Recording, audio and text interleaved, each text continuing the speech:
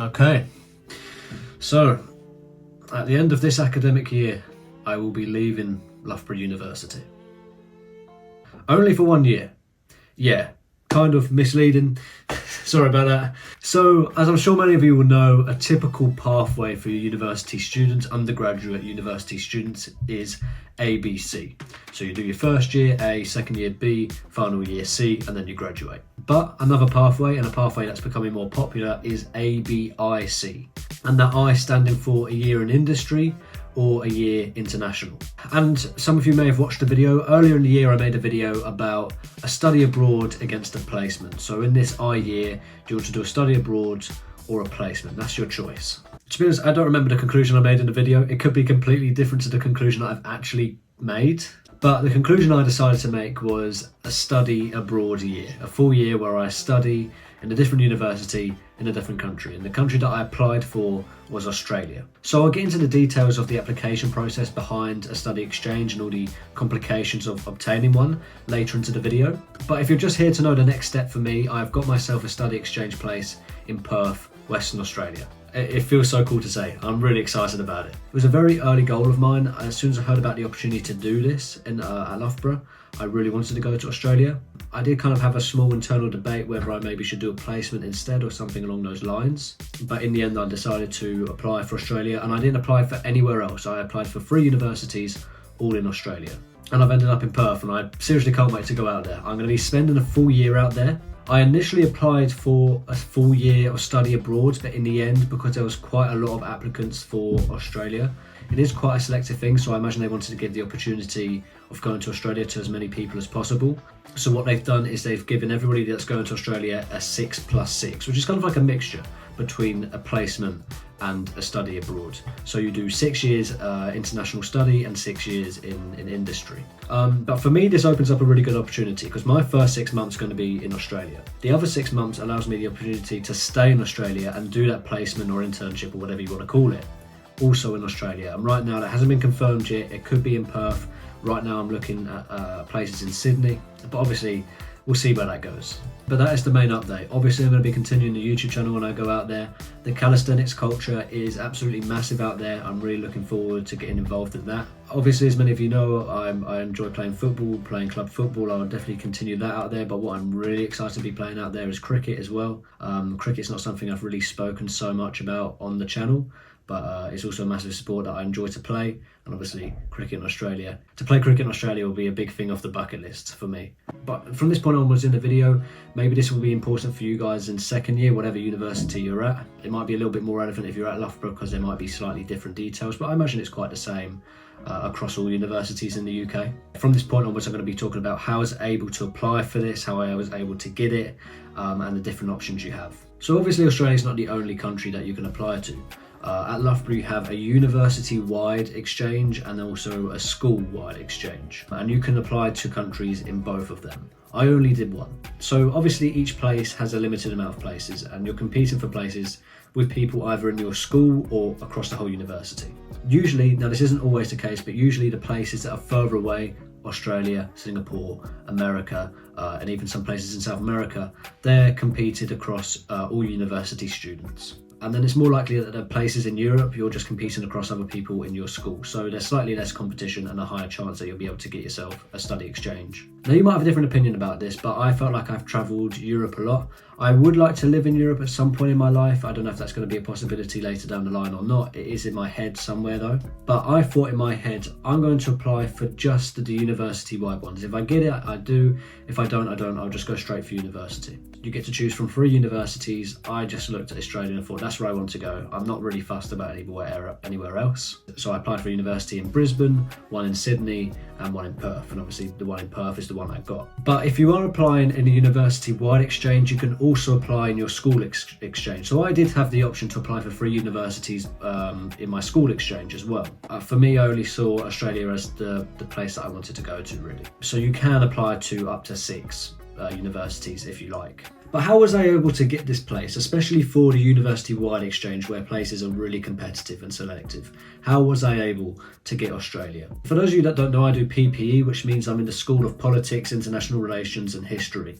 Even though I'm focusing more on economic side now, and a lot of my modules are with the economics and business school, that is the school I'm officially in. And I remember our school exchange leader doing a talk at the start of the year, and he said, look, you guys can apply to the university-wide exchange places like Australia, but it is highly unlikely that you'll get them. Not just because of the competition across the rest of the uni, but because it's more likely that the engineering students and those sorts of students get these places because they naturally get higher marks. I'm sure for those of you that do essays, it's harder to get 70s and 80s, really high scores in essays.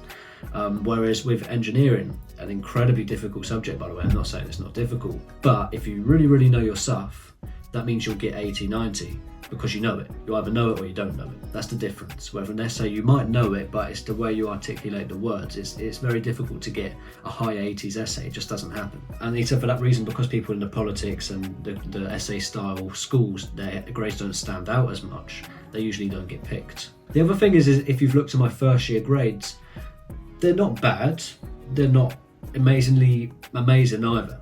And that was a bit of a worry for me going into this and applying to Australia, because I thought, look, I'm going to throw myself in there and hopefully I can get it. But you've also got to remember, when you apply to these places and you apply to these opportunities, people don't just look at the grades and the numbers that sit behind you. They look at the things you do as well.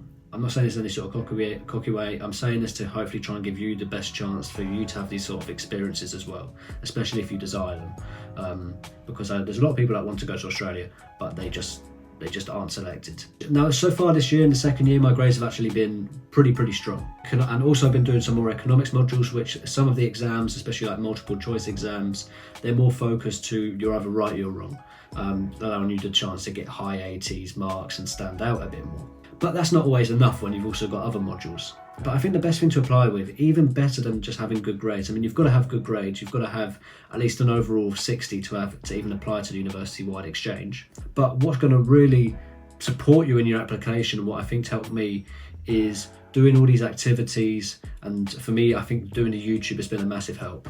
And I'm not saying go and make a YouTube channel, but it's showing that you have these different passions. You know, for me, it was like getting involved with the Loughborough sport and the the football and the cricket. Doing this YouTube and even doing videos about Loughborough, I expect helped. Now, I don't know for certain. I haven't been told why I was selected exactly, but I can tell you from what they said at the start of the year, it definitely isn't just my grades. Because I can imagine if it was just my grades, I wouldn't have been picked.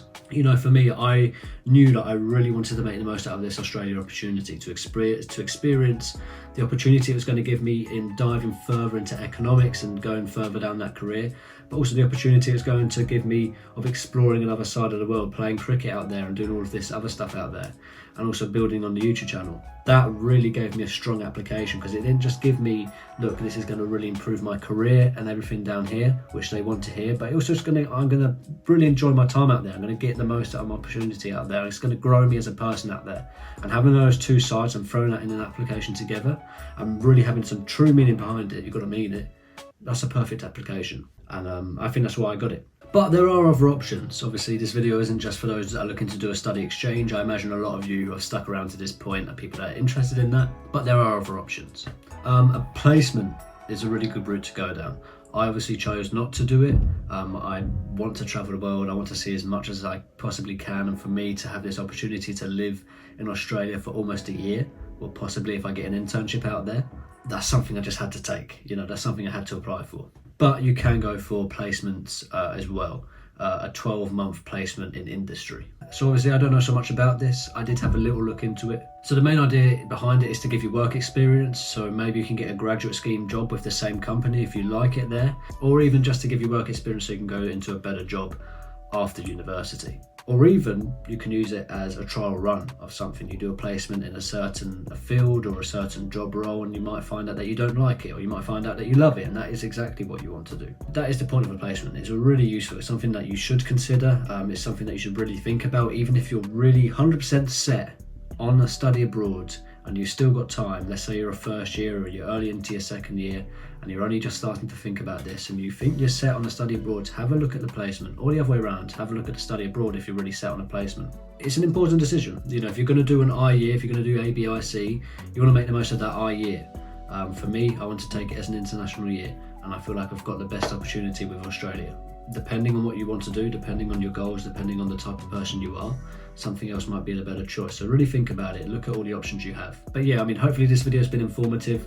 For me, it's really, really exciting. I can't wait to get out to Australia. I'm going to be trying to travel to some other countries and cities whilst I'm out there as well. Also really looking forward to focusing more on economics. Obviously my course right now is PPE. When I go out to Australia, my 6-month course or my 6-month degree is just going to be focused on economics and finance and a little bit of trade and politics, but that's just one module. But even the trade in that is international economics really. I'm going to be taking you along the journey the whole time, so I once again apologise about the slightly misleading title. I am not leaving Loughborough University. I will be returning the year after, obviously finishing my degree and seeing what happens after that. But yeah, a big year ahead. I'm going in July, and yeah, it's going to be fun. Have a great day, guys, and I'll see you soon. Bye bye.